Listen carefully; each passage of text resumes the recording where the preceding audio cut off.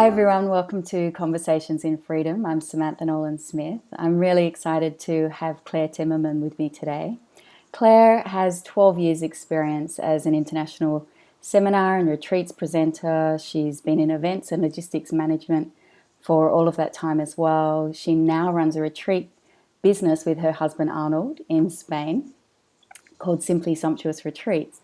And to top it all off, she's a colour and style consultant and she's a mum of a 3-year-old girl. Welcome, Claire. Thank you very much. So let's start talking. One of the things that I really wanted to speak to you about was the real shift that health can play in bringing you from a space of, let's just call it not as conscious as you might otherwise be, to really awake to an alternative way of living or seeing the world. Okay, great. Something I know quite a lot about. So why don't you tell us about your experience with that? Yeah, okay. So the main thing for me is that when I was 24 years old, I was diagnosed with ovarian cancer.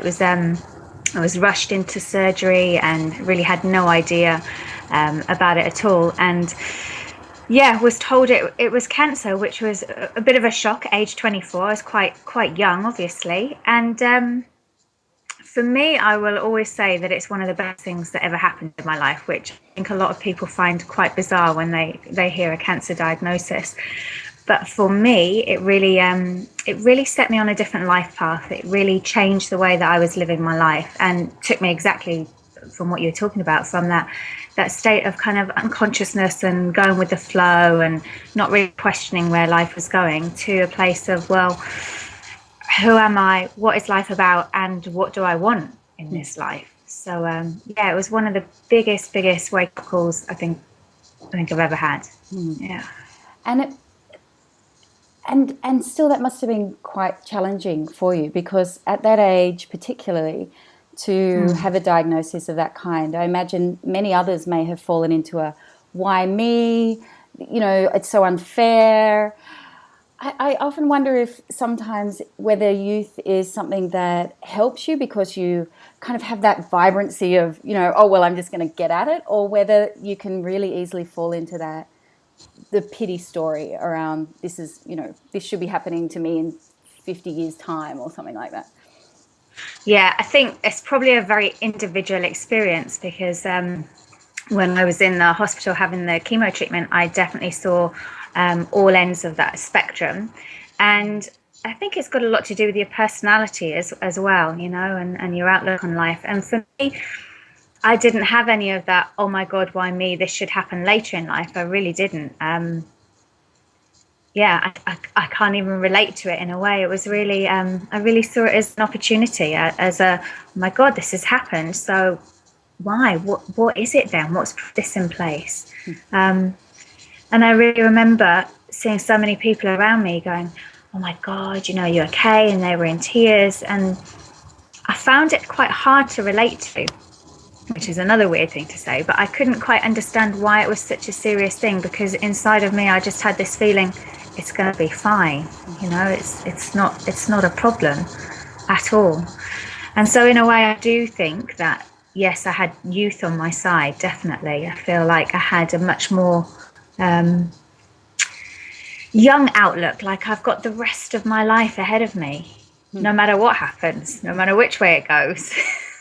And so it almost sounds to me like, even though you've said, this is a real shift this was the catalyst for a real shift in consciousness, there was something very conscious there even before that enabled you to be both curious, but also almost slightly distanced from it, like it was something that was happening, but there was a connection with, there's something else going on here. It's not I haven't been lost in the identification with cancer, let's say. Yeah, absolutely. And I don't know how that happened within me. I don't know. It's not like I did anything to get that at the time. I just recall it being very present. I remember someone coming to the hospital to visit me, and she said, my God, this is just so awful. And I just turned around and I said to her, anything can happen to this body, but there's something inside that is just untouched by it.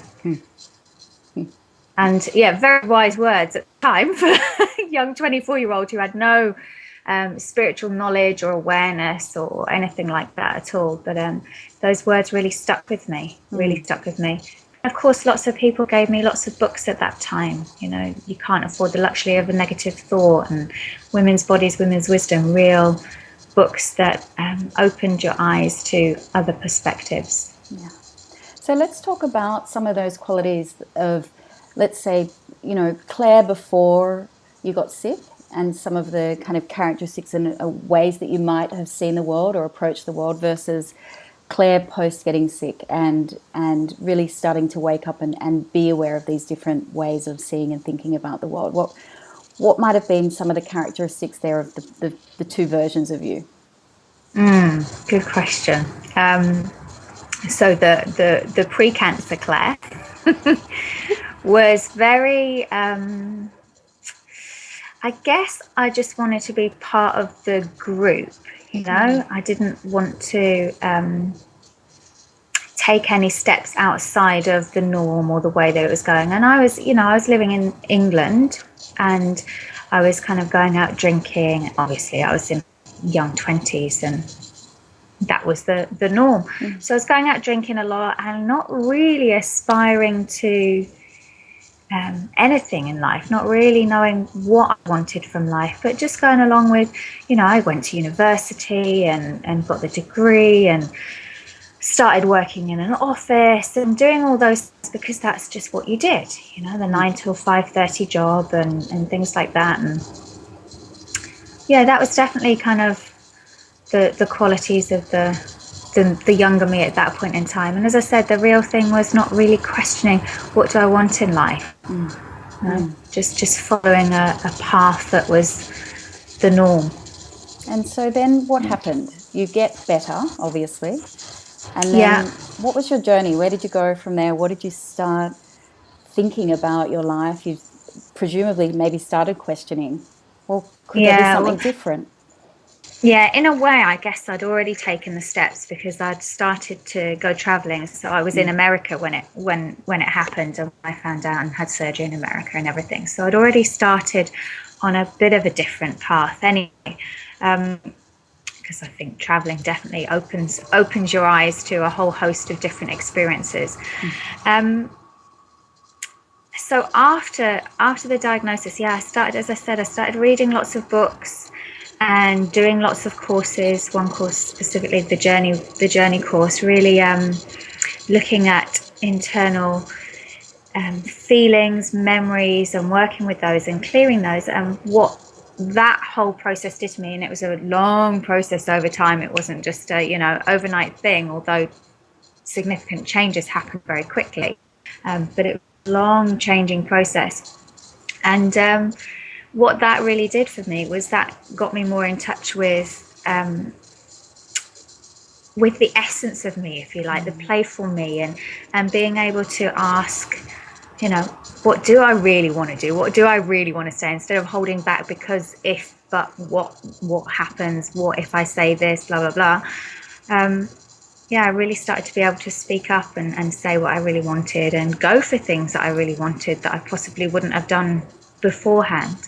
You ended up, and this is how we met, you ended up, working for Brandon Bays, who's the founder of The Journey, and you then spent a lot of time really supporting others in their own experience of healing and awakening and uncovering blocks, and also asking for themselves, well, how could things be different? What else could I go for that perhaps I haven't tried before?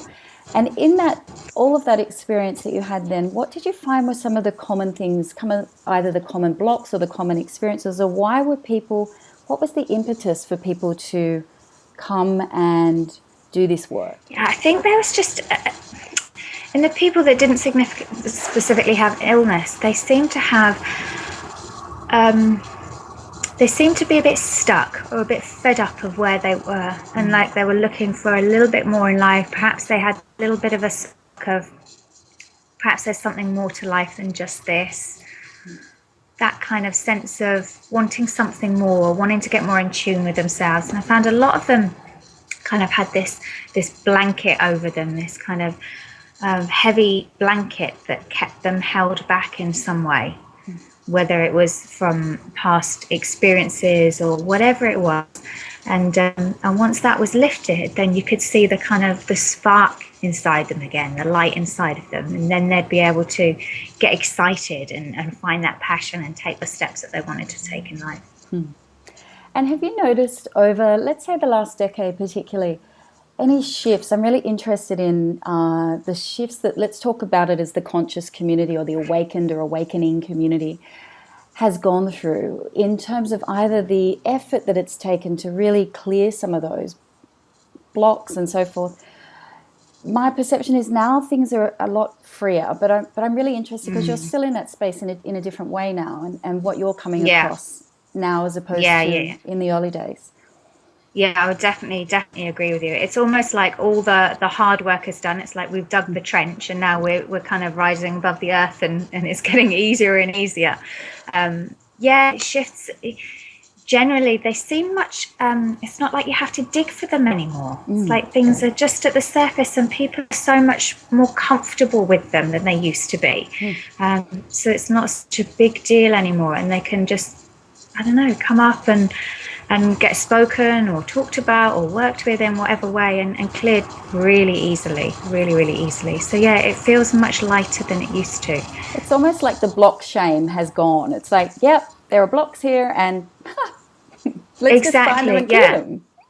Yeah, because it took a while for the whole, digging into the past kind of thing or whatever to get rid of that taboo.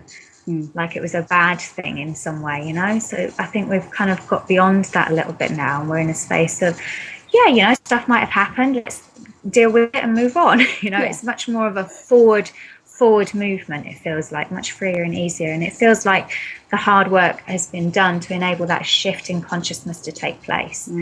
Tell me, what does it mean to you to live in freedom? Oh, what does it mean to me to live in freedom? Well, apart from the fact that I think it's fantastic. What does it mean? It really means, it's that ability at any given time to just check in and go, am I happy with this? Do I really want this? And to change if it doesn't feel in alignment with who I am, what I want in that moment. That feels like real freedom to me. It's almost the flip of when you spoke about, I saw people coming to the journey and they felt stuck, and I could relate to that in my own life, that it's almost the flip of that in many ways then. Yeah, exactly.